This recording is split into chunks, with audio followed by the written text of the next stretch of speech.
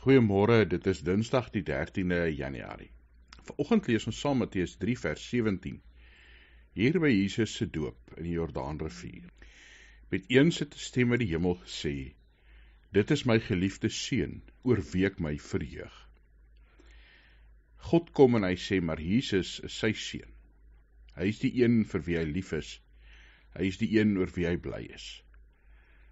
God sê dit ook oor elkeen van ons.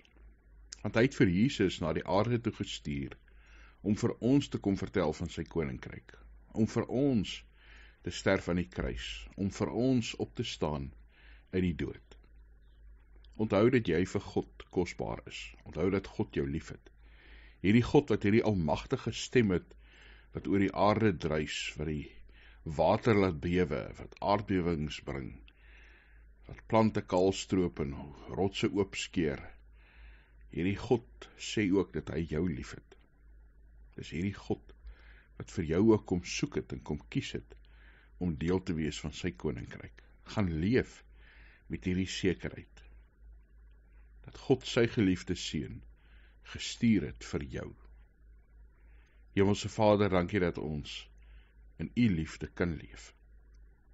Ons bid, Here, dat u asseblief deur die Gees vir ons sal krag gee en lei om te onthou dat ons aan u behoort, om te onthou dat u ons lief het. Here, om te onthou dat ons vir u kosbaar is. Maar mag ons ook so na mekaar kyk, na ander mense. Ja, Here, selfs na hulle vir wie ons bang is, na hulle wat ons dink onregverdig is. Here, dat ons ook so kyk na hulle wat ons dink dit nie verdien nie.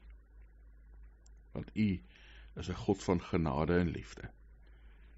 Dankie dat ons nood voor u kan neerplaas en bid dat u asseblief ook vir ons daarin sal voorsien. Wysheid, krag, uitkoms, genesing, vrede, rus, kalmte. Here, u weet wat ons nodig het. Dankie dat ons voor u kan staan en vir u kan sê, ons Vader. Amen.